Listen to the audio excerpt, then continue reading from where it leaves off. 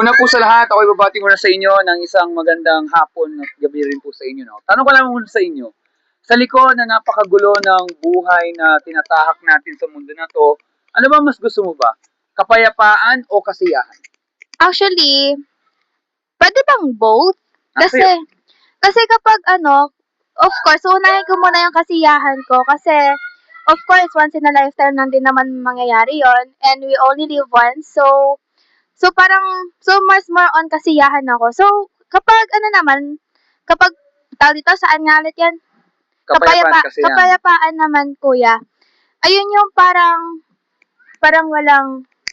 gusto ko ng, ano, ano nga ba? Yung, mag-iisip ako ng tamang word.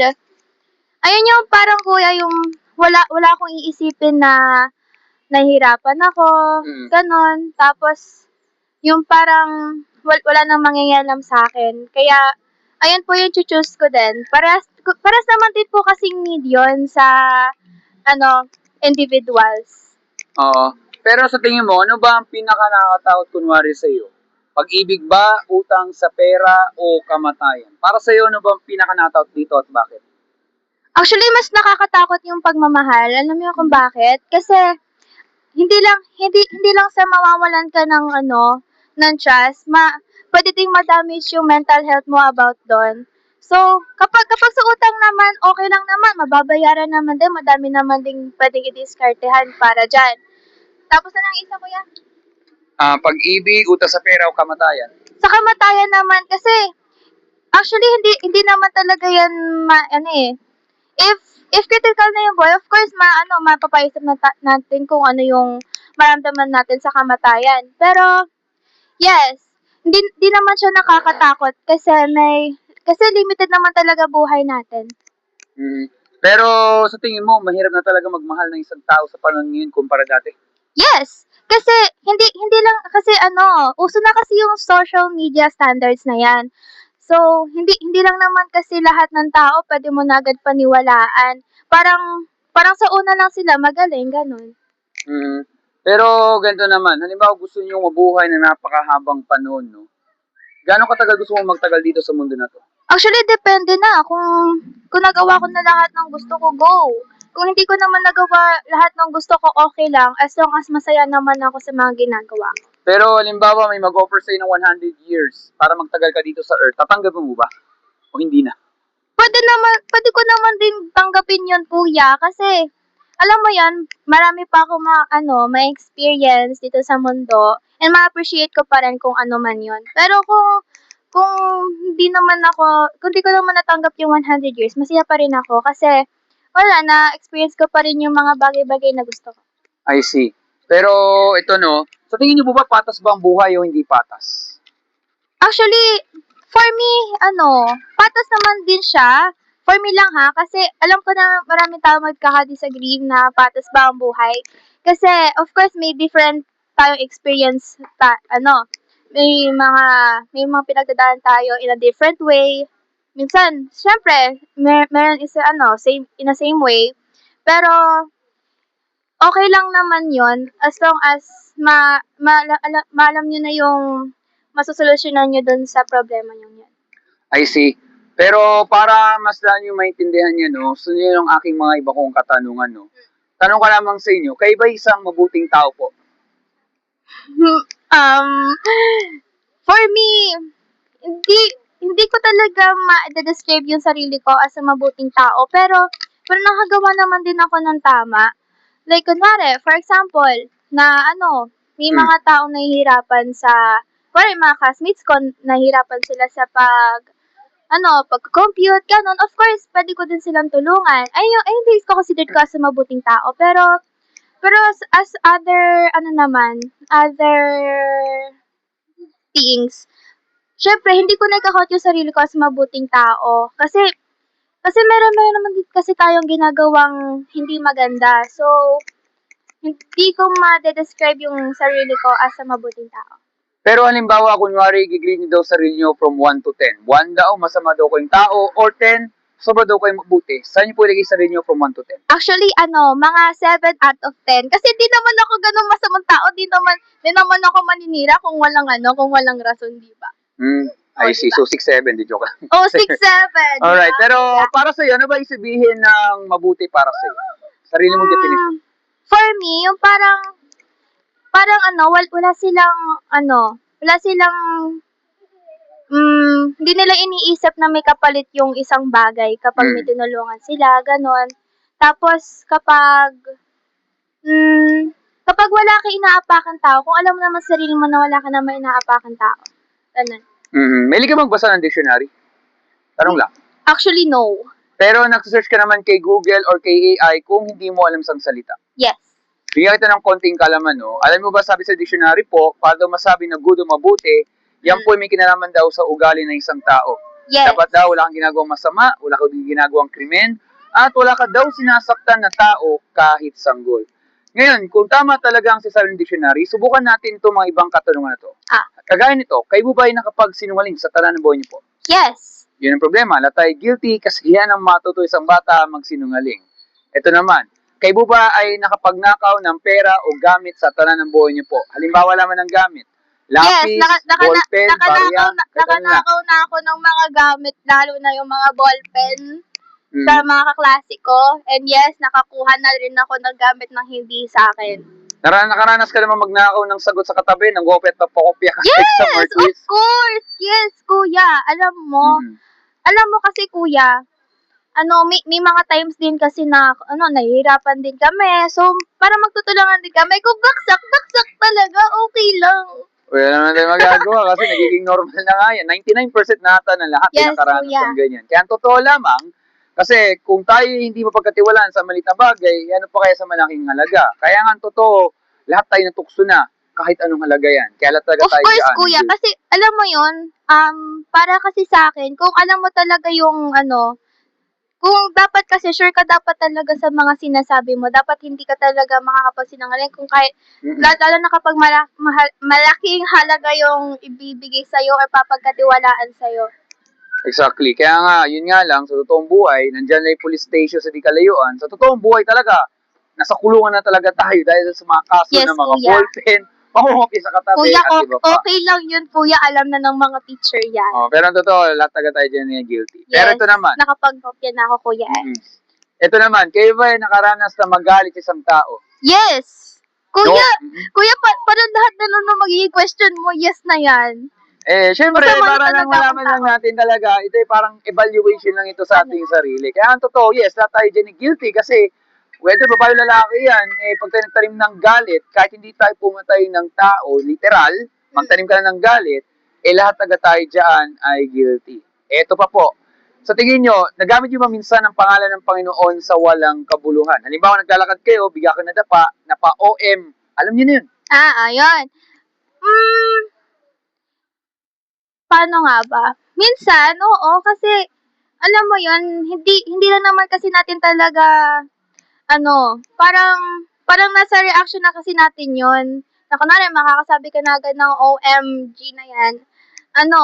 Parang normal na din kasi siya dito sa generation na to eh. Pero, I hope sa mga relihiyosong mga tao, sana hindi nila iti-take yun as a parang offend ganon.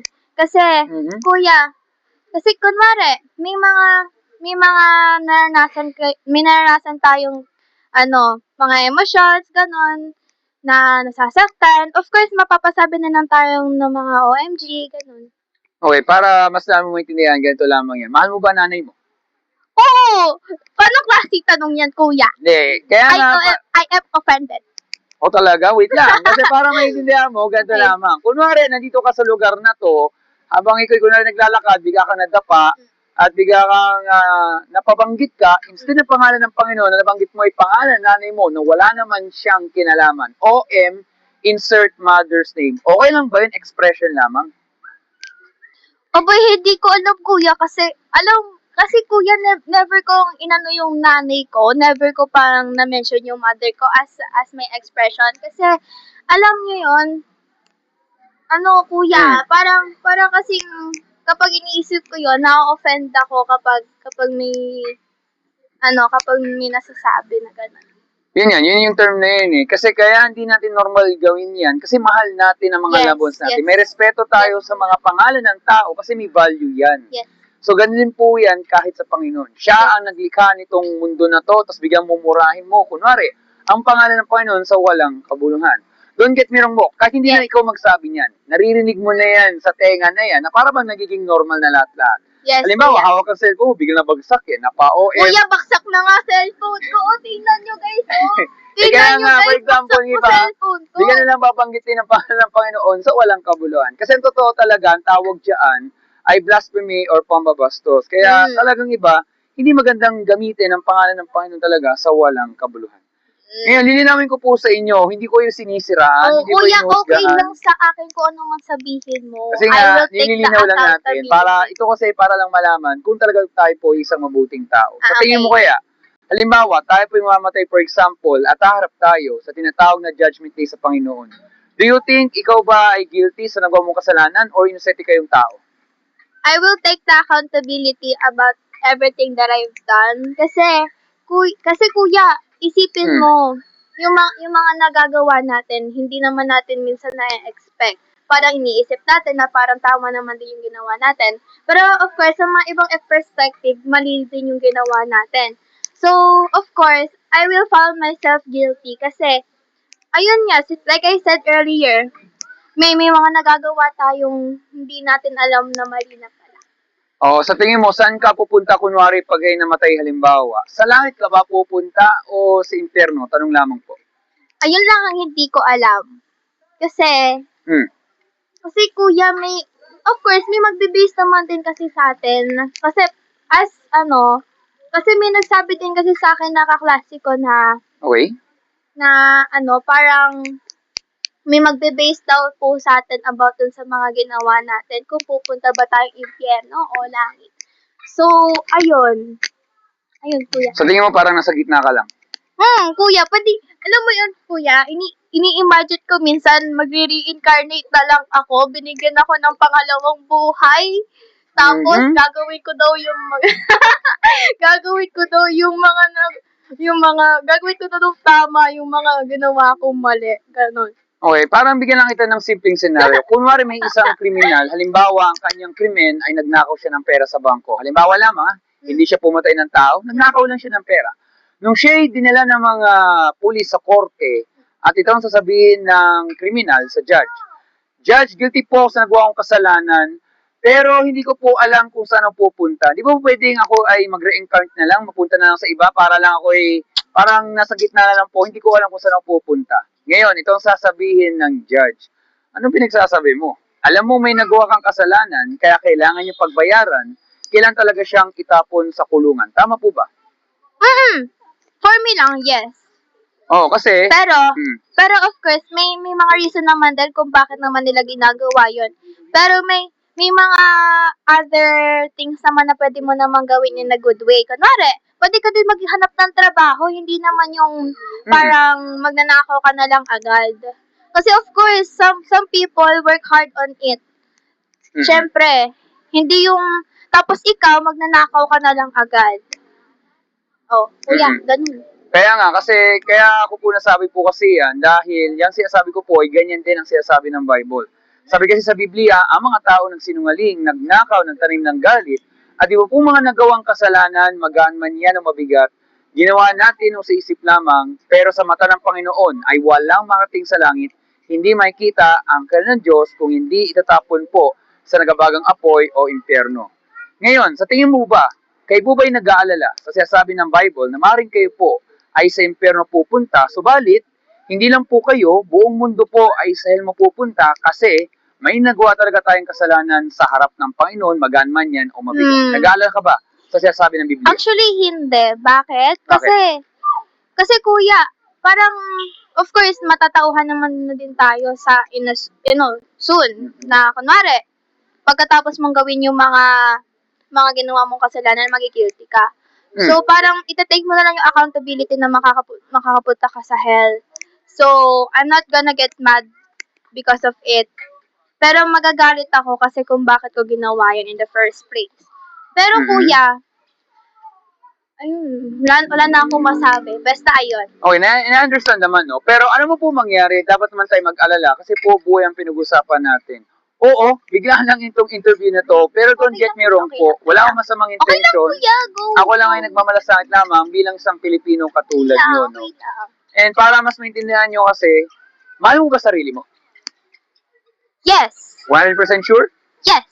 Mahal mo ba ang buhay? No. Di mo mahal? Bakit? Pero mahal ko sarili ko, pero di ko mahal ang buhay. Why? Di ko din alam. Basta, ayun na agad yung Okay, sasabi sige, ko. naiintindihan ko. Do you think ba perfect ba tayong tao? Hindi. Wala talaga, oh. Sinong makakaisip na perfect kang tao? Like, Siyempre. alam mo yun, kuya, mga self-centered yung mga nakakaisip na perfecto sila kahit sobrang sama ng ugali nila. Yes. Kuya, madami akong kilala. Yes, of course. Maaaring ito ay napaka-simple or obvious na question, pero syempre may mga tao at may magsasagot pa rin ng ganyan. Kaya lamang kasi, ito ang sinasabi kasi ng Bible. Ang kabayaran po sa ating nagawang kasalanan ay kamatayan. O, hindi ibig sabihin po nito, after natin napag-usapan, mamaya, tigok ka na. Hindi ako mangkukulam, Hindi, hindi ako kuya. manghuhula. Di yan. Ang gusto ko lang iparating lamang, hindi natin kontrolado ang buhay dahil ang Diyos ang naglikha at siya rin po may karapatan para kuhanin ang buhay natin kung kailangan niya gusto. Kasi Panginoon po talaga siya. Kaya lamang, talagang magtaka ka na lang dito kasi kung may nagawa tayong kasalanan, dapat patay na talaga tayo mula sa simula. Wala kang makikitang ganitong interview, wala kang makikitang ganito. Actually, kuya, may nabasa din kasi ako doon sa kaklase ko. Sinabi Go. niya kasi na kaya mostly yung mga good people na, wait, hawakan mo nga to natin. Go lang. Sabi kasi, yung mga good people daw, sila daw pa Oh. rin yung parang mas naunang mamatay kaysa sa masamang tao. Like, yung mga, hindi naman yung masamang tao, parang mga may gustong mamatay na ganun. Kasi, sabi daw, parang binibigyan daw din ng chance yung mga masamang tao na yon na gawin yung mga mabuting bagay. Ayun sabi lang sa akin, kuya. I don't know Mhm. if I'm gonna believe it. Kasi, it's actually based on experience naman kasi ng mga individual. So, ayun. Well, naintindihan ko kasi matagal na akong aware sa mga ganyan. Kaya nga may kasabihan daw na matagal mamatay ang masamang damo. Narinig mo na yung Yes, kasabihan. So, yes, ibig sabihin lamang po yan, ganito lang kasi yan. Kaya kasi napapansin ng ganyan dahil nagiging consistent lamang, pero ang totoo, ang Panginoon po ang nakakaalam niyan lahat-lahat. Hindi ibig sabihin po nito na kapag mabuting tao lamang dahil mabuti ito sa harap ng Panginoon, ay kukuhanin na lang niya ang buhay, that's it na. Yes, pwede mangyari, pero hindi natin pwedeng speculate kasi nga, ang Panginoon lang ang nakakaalam yan. Hindi natin alam kung ano talaga ang purpose. Pero, ang goal dapat talaga, tayo ang mga laga dito sa mundo na to at gamitin natin ang buhay na to ng maayos kasi tayo po, sabi sa Bible, inilikha nga sa kanyang imahe. Yes, bakit may mga masamang taong matagal pa ang buhay, ba't ang mabuti tao hindi? Maaaring yun nga sinasabi kasi ang Panginoon gusto niyang bigyan ng pagkakataon pa na itong mga masamang tao ay magbago at makilala nila sana talaga kung sino yung Panginoon na kanilang pinagtataboy nila. Pwedeng ganun po mangyari. Kaya lamang, punto lamang, pag po tayo talaga ay mamatay, pag dumating ang kamatayan, judgment day talaga ang titingnan. Titingnan lahat-lahat at talagang walang mabuti talaga sa atin, hell ang naghintay sa atin at lahat. Pero, kaya hanggang ngayon, kung bakit buhay pa rin tayo, kahit po tayo mga makasalanang tao tulad natin, may isang salita kung bakit nagbabago sa lahat-lahat. Ayun, kuya. Narinig mo yung salitang mercy, M-E-R-C-Y? Yes. Ano sa Tagalog nun? Hindi ko alam. But I know na You want to guess? Nagsisimula sa letter A. Hindi ko alam. Hindi mo sure, sirit na. Yes. Sa Tagalog po, ibig sabihin niyan ay awa. Okay. Ayan. Nahingi ka ba ng awa sa araw-araw? Definition of awa, kuya. When say awa, nangingi ka ng tulong sa Panginoon. Sa lahat ng bagay. Kung nahingi ba ako ng awa araw-araw, of course not. Kasi, hindi naman araw-araw, kuya, of course. Kasi, may mga times naman din na kaya ko naman din gawin by myself without any guide. Pero, of course, nandiyan naman din si God for guiding. Pero, of course, alam ko naman sa sarili ko na may tutulong naman din sa akin na nasa sky, heaven. Mm. Pero, ayun, hindi naman kasi ako yung parang naggaganon araw-araw. Okay, naiintindihan ko naman, pero ito kasi yung sinasabi ng Bible. Pag tayo humingi kasi ng mercy o awa, yan ay bago kada umaga. At yan ang kailangan dapat talaga ng lahat ng tao tulad natin. Bakit, kuya? When you say kasi mercy, hindi lang yan paghingi ng tulong o dahil may nagawa kang kasalanan. Yan ang paghingi ng mercy, yan ay paghingi rin ng gabay sa Panginoon para po hindi tayo magulo-gulo sa ating mga desisyon sa buhay. Kasi ang mercy ay konektado rin sa pagpapakumbaba. Kasi ang ayaw ng Panginoon ay ang mga taong mahilig na lang ipagmalaki ang sarili nila na kulang na lang ay kinakalimutan na nila ang Panginoon. Kaya nga tayo ay naging magaling sa maraming bagay. Pwede ka magaling sa sports, magaling ka mag-aral, maging honor student ka, for example. Yan kasi ay dahil mula yan sa Panginoon. Wala talaga tayong ambag kasi lahat ng galing natin ay dapat nasa Panginoon natin na itinataas. Yan yung dahilan kung bakit natin kailangan ng awa o mercy. Pag kasi walang mercy yan, simple lang ang sagot niyan. Dapat hindi na tayo buhay pa mula sa simula. Bakit hanggang ngayon buhay pa tayo dahil yan sa awa ng Panginoon. At para mas nyo maintindihan yan, I think masasagot mo ito kasi you are smart naman na person, I can say naman. No, I'm not a very smart person. Well, ito yung assessment ko lang po yan. Dahil ito po yung tanong para marinig mo to, no? Ano ba ang ginawa ng Panginoon sa ating lahat upang hindi tayo itapon sa impyerno, tayo po yung makalispo sa Judgment Day? Ano ang ginawa ng Panginoon para hindi tayo mapahamak? He decided to, kill himself. Nag-agree siya na parang ano siya dun sa krus. Ayun yung pagkakaalam ko kasi hindi naman kasi ako yung parang type of person na parang yung parang nagbabasa ng Bible. Hindi kasi talaga ako ganun tao kasi more on scientifically, ako. So, minsan kasi, hindi talaga ako naniniwala sa mga sinasabi ng ibang tao. Pero, of course, may side naman din ako na pwede akong maniwala kasi, wala naman kasi talagang proven na kung totoo ba or hindi yung isang bagay.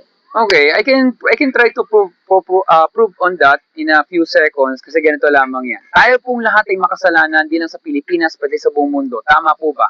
Yes. Pero nga, ang Panginoong Jesucristo po, noong 2,000 years ago, syempre hindi pa tayo buhay that time. Grabe naman, 2,000 years Yes, ago. that's true. Na kung saan, alam mo kung paano pinagbasehan yan? Science. Yes. Bakit? Paano? Okay. Para mas maintindihan mo, paliwanag ko muna sa iyo ng malinaw sa iyo. Wait, kuya, Yes, go. nalilito ako. Go. Paano nila nagawa yung year? Paano nila na-believe na si Jesus Christ yung nag-create ng mundo? Although may mga tao na nung pinanganak siya, like, kuya, paano? Hindi Kaya ko alam. Para mas maintindihan mo, hayaan mo munang paliwanag ko para maintindihan mo. Kasi ganito lamang yan, no? Para may share ko sa iyo, no? So, noong 2,000 years ago, ito kasi ay naging accounted, pinag-aralan po to ng mga eksperto, mga scientists na binabanggit natin din, lahat-lahat. Noong 2,000 years ago, ang Panginoon po, siya po ay nagkatawang tao siya dito sa mundo na to, whether we like it or not. Nagmalasakit siya, minahal niya lahat ng taong tulad natin kasi siya po ay may desire na hindi mapahamak ang mga taong tulad natin para po papunta sa Panginoon talaga. Nagbahagi lang siya ng salita, pero nung ginawa sa kanya ng mga tao, hindi siya minahal, siya ay tinalikuran, siya ay pinatay, siya ay pinako sa krus ng Kalbaryo. Ngayon magtaka ka na lang dito, kung hindi tama ang sinasabi ni Jesus that time, bakit siya kailangan patayin? Tao din siya that time. Kung ang tao ay may value ang buhay, bakit mo kailangan patayin ang isang tao? Diba? Kasi kuya, para na sa akin kaya kasi siya pinatay, para kasi yung mga tao nun, kasi parang nasasakal na sila, parang nalilito na sila kung ano yung mga pwede nilang i-believe. Kasi that time, of course, hiwalay pa yung mga religions na kasi yan. Wala pa silang, like, yung mga Muslims, gano'n. Wala pa silang gano'n, I think. I think lang Kasi, alam mo kuya, may mga different beliefs na talaga sila ever since. So, parang yung iba nag-decide na patayin na lang si Jesus Christ dun sa cross na yun. So, pero ang totoo, hindi pa rin yun ang magiging sagot. For example, ako, nagbahagi ako ng isang mensahe. Kailangan ba kagad akong patayin? It's a crime to kill a people dahil lang sa isang salita. Yes. Kung hindi ka maniniwala, for example, sa isang tao, you don't need to kill the person. What is the logic? Kausapin mo. Komprontahin mo ng maayos. Ayun. Kasi that's the point. Pero bakit mo kailangan patayin kunwari isang tao kung dahil lamang doon? Alam mo kung sino naging nangyari? Alam mo kung ano nangyari, kung bakit nangyari yun? Nakita tuloy ng mga tao na dahil sa nangyari kay Jesus na matay siya, maraming tao nakita nila na totoo pa lang sinasabi ni Jesus at sila rin handa ring mamatay sa alang-alang ng katotohanan at pagmamalasakit. Yung pagmamalasakit na yan, yan yung dahilan kung bakit hindi nila na-appreciate ang katotohanan. Alam mo ba, sabi sa Bible kasi, noong mula sa simula, alam na talaga ng tao kung ano ang tama at mali. Alam mo kung bakit guilty sila sa mga maling kasalanan, which is tayo kasama yan, dahil hindi nila matanggap na tama ang sinasabi ni Jesus, kaya ang ginagawa, tinatakpan na lang ang katotohanan. Dinadaan na lamang sa korupsyon.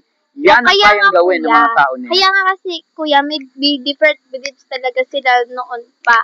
So, hindi naman sa magdi-disagree ako sa mga tao na parang maniniwala sila kay God or sa kung saan man nila na may nalaman silang ewan.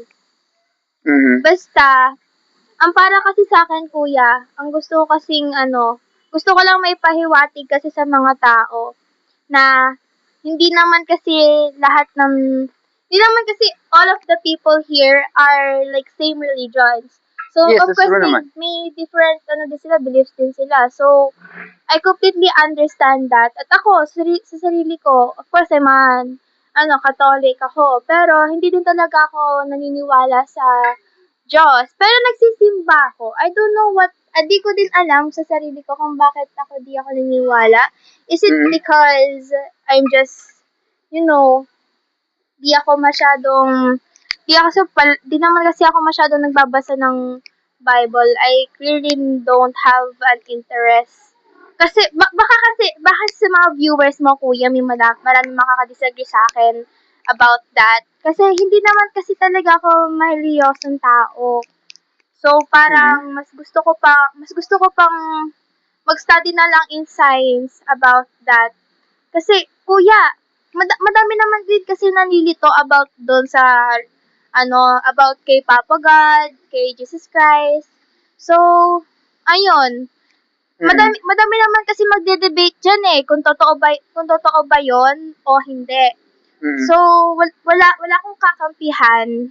So, parang in the middle lang ako, mag-listen lang ako kung anong pinaniniwalaan nila.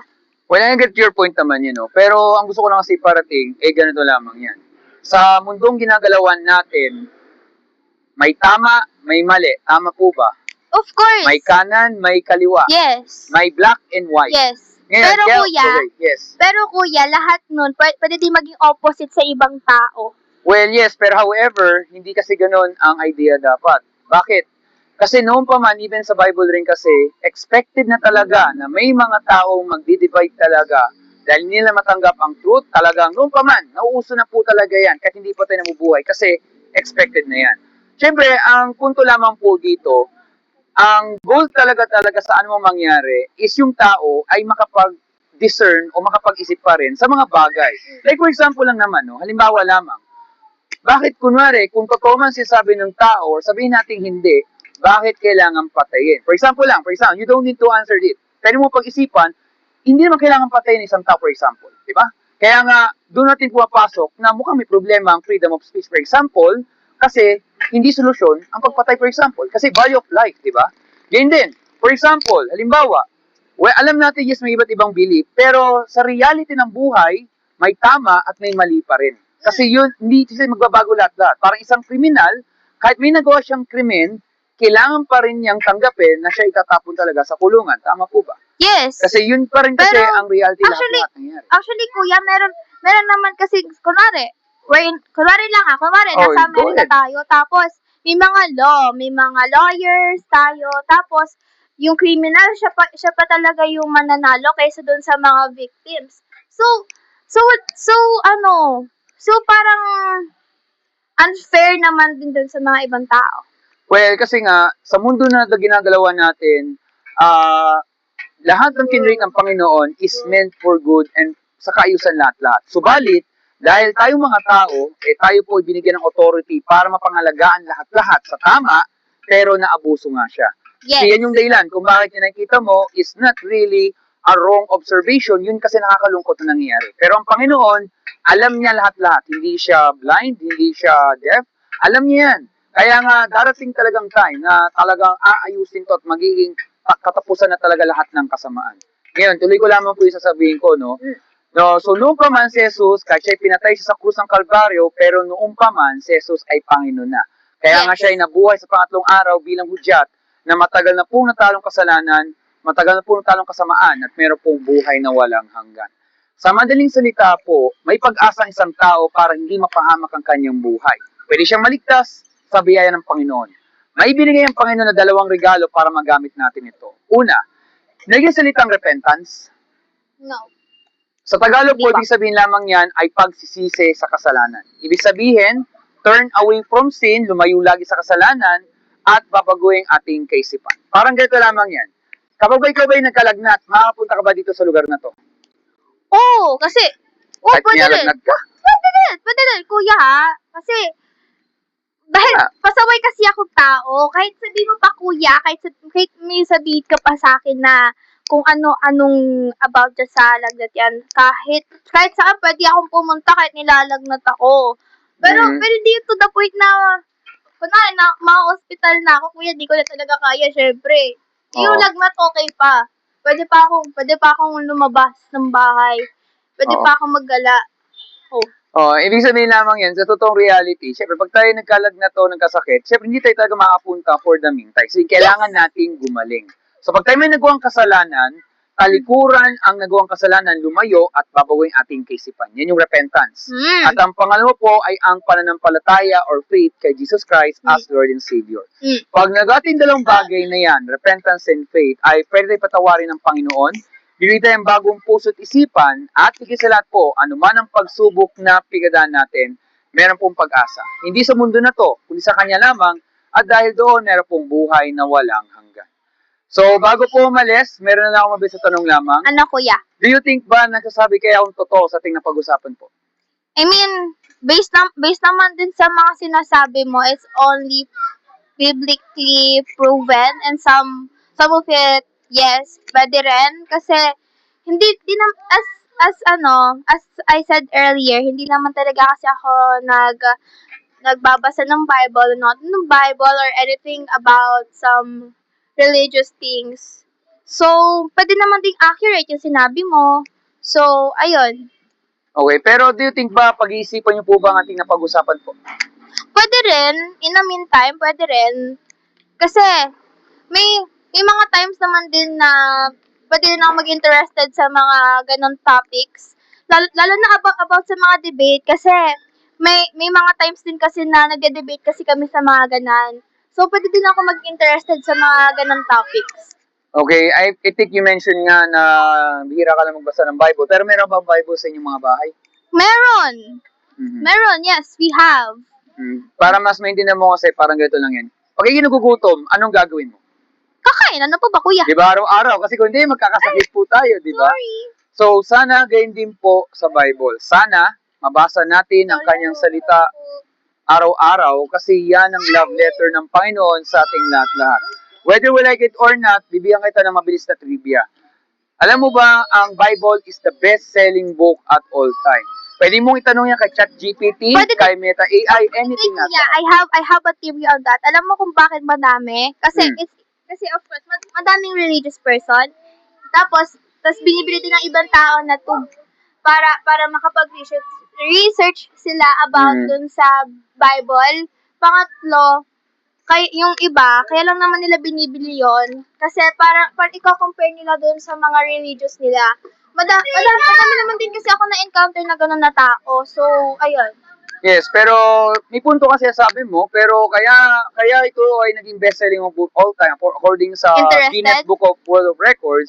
Ay dahil given din na nakita nga ng maraming mga nakapagbasa na ito na whether you like it or not, ang sinasabi ng Bible ay totoo. Pangalawa, may share ako sa iyo, for example, are you familiar sa salitang atheist?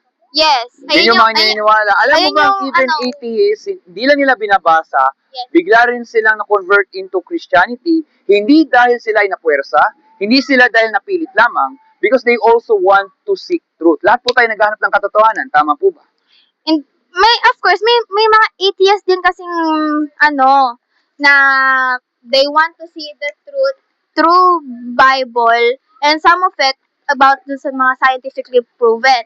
Mm-mm. So, hindi ko talaga malalaman kung ano talagang maano doon. Hindi, ang punto lamang kasi, all of us wants to seek truth. Tama po ba? Lahat. Pwede rin. I mean, Kasi yeah, iba, pero ibig sabihin, lahat talaga tayo. Kasi, kung hindi tayo maghanap ng truth, magiging confusion yan sa maraming tao. Okay? Kaya, yan yung kadahilanan kung bakit ay ang paghanap ng katotohanan talaga ay masyadong diverse yan. Kaya makikita yes. mo, yung share ko lang sa iyo is, these are accounts na whether we like it or not, ito talaga yung lumabas. And talagang, marami talaga ang diehard na hindi Yes. naniniwala sa Panginoon. Yes. Pero ang gusto ko lang iparating, they are not being pressured. Yes. O, maaaring nagdidebate sila. Yes. May nangyayari yun. Yes. Pero may nangyayaring mga ganong outcome. So, ang gusto ko lang kasi course. iparating, yung mga ganong pangyayari, pwedeng maging open idea sa mga tao mapag-isip. Bakit Yes. nangyayari mga ganon? Kasi syempre, kung if you want to seek the truth in anything sa observation, yun. Kaya nga, ito yung sinasabi kasi, when you say science, it means with knowledge. Alam mo ba Yes. ang science at Bible, magkakampi talaga yan? Alam mo ba?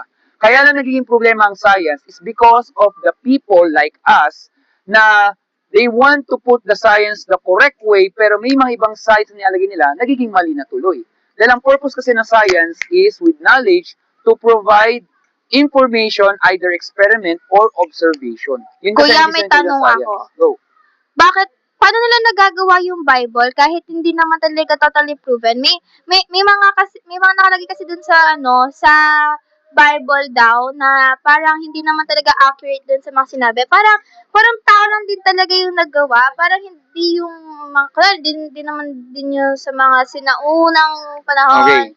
na ganon. So, I don't think na I mean, sige, I will agree na lang dun sa about sa pagiging be partners with science and the Bible.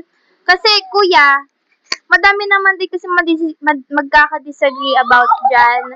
And ako, of course, hindi naman din ako magiging one-sided. Kasi, hindi ko naman din alam kung saan naman nagtungo yon, kung saan din nila nakuha yung mga informations na yon. Okay, ganito lang yan kasi. Kasi ang sasabihin ko rin kasi is kung ano rin sinasabi ng Bible. Sa Bible kasi sinasabi, lahat ng salita ng Panginoon o lahat ng salita na kasulat niyan ay galing sa bibig ng Panginoon. Hindi po literal na ang Panginoon ay nagsalita literally. Ibig sabihin, ang mga nagsulat ng Bible din ay mga selected authors na kung saan sila ay ginabay ng tinatawag na Holy Spirit. Kasi ang Panginoon po kasi is Paano yun? Trinidad. 3 persons but one God. So, paano nga nila nagawa yun? Kasi kuya, It was guided by God.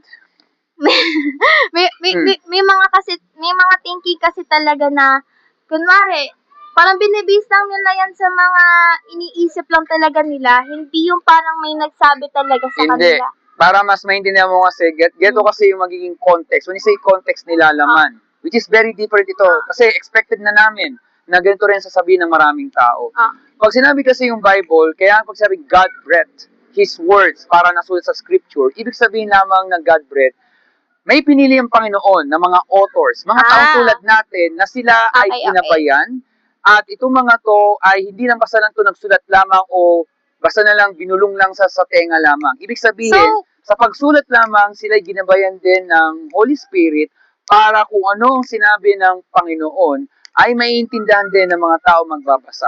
So, may mga selected authors po talaga. So, paano nga nag-break yung Holy Spirit na yon? For me lang kasi... Holy Spirit, the Spirit. Kasi ang Panginoon kasi, in reality kasi, ang Panginoon po ay Spirit. Ibig sabihin, siya po ay, hindi siya yung literal na nakikita sa marami na may rebulto, for example, or something na may imagery, para maintindihan siya po talaga. Kasi ang Panginoon po, siya po talaga ay spirit na kung saan, kaya po nare-reveal lahat-lahat, ay para maintindihan ng mga tao kung sino ba talaga ang Panginoon. Kasama na ang una, nagkatawang tao si Jesus, para makita na ang Panginoon ay naiintindihan kung paano namumuhay ng isang tao tulad natin. Ang Espiritu naman, kung saan hindi po tinatawag na invisible force na para bang multo or parang literal na spirit lamang naririnig natin, ang Holy Spirit ay ito po ay kumikilo sa buhay ng isang tao para gumawa ng tama, para gumawa ng tamang desisyon, at lahat ng kanyang mga paglalakbay ay naaayon sa Panginoon. Ibig sabihin, to enlighten. Pero hindi literal na enlighten ang reading, para mas maging maliwanag lahat-lahat. Kaya sa Bible, nung sinulat yung mga salita na yan, na enlighten po, sila ay ginabayan ng Holy Spirit sa Panginoon para po yung mga selected authors na sila ay mga disciples ng Panginoon, mga disipulo po yung mga yan. At yung iba po yung mga propeta na talagang alam ng Panginoon na ito po ay mga pinangalagaan talaga parang kanyang salita lamang ang maibahagi mula sa Lumang Testament at sa Bagong Testament o Luma at Bagong Tipan kung tawagin. So, yun po yung idea. Alam ko mahirap siyang i-comprehend sa isang taong tulad natin kasi syempre, ano siya, yung iba sabi nila parang it doesn't make sense. Pero, yun po ang kung paano ni-reveal ng Panginoon para maintindihan. Kasi nga, tayo pong lahat, di ba, hindi tayo perfect. At talagang hindi natin talaga ma-reach out ang knowledge ng Panginoon kasi baliktad na. Kasi ibig sabihin na pala, mali na palang ginawa ng Panginoon, parang kailangan all-knowing ang mga tao. Hindi ganun. Kaya nga, knowingly na kahit may limitasyon ng ating kaisipan, gusto pa rin ng Panginoon na ma-reveal pa rin niya kung sino ba talaga siya. Pero may mga bagay na kagaya sabi mo, bakit yung mga mabuting tao namamatay na lang ng maaga? Bakit yung masamang tao nabubuhay ng matagal? Hindi natin alam yan kasi Panginoon lang nakakaalam. Pero, knowingly, ang kanyang ginagawa is meant for good and for fairness at hindi sa kanyang self-interest lamang. Okay. So, yan yung kadahilanan kung bakit ang Panginoon ni-reveal niya in two types. Sino naglikha nitong mundo na to? Science. Well, of course, pero bounded pa rin, kahit ang mga scientists, sasabihin nila merong intelligent designer. Familiar ka ba sa term na yun? Yes. So, Pero kuya, sige, pwede rin naman. I won't judge anything about the Bible. Of course, may disagree din naman ako kasi hindi ko din talaga alam sa sarili ko kasi wala nga ako paniniwalaan about dyan. Sige, may mga konti akong pinaniniwalaan about kay God. But, not all naman po kasi kuya, siya lahat ang nagawa. Kasi, para lang sa akin na baka mamaya kuya ma-offend ka sa akin or yung viewers mo. No. Hindi kasi kuya, gano'n naman talaga kasi yung critical thinking ko. Kasi hindi naman kasi lahat siya naman naggawa. Hindi naman siya agad yung gagawa. Kasi alam mo kuya, may mga din kasi sa ibang religions, iniisip din nila yung mismong God nila yung naggawa nun. So, parang ako, hindi ko na lang talaga alam kung ano yung paniniwalaan ko. So, Okay. I'm more on about science and hindi na lang ako magto-talk about doon sa mga religious na ganun. Okay, ganito lamang yan. Para mabigyan lang natin to ng idea, no? Whether we like it or not, merong tama at mali. Tama po ba? Yes. Okay, sa totoong buhay, we can be both as wrong.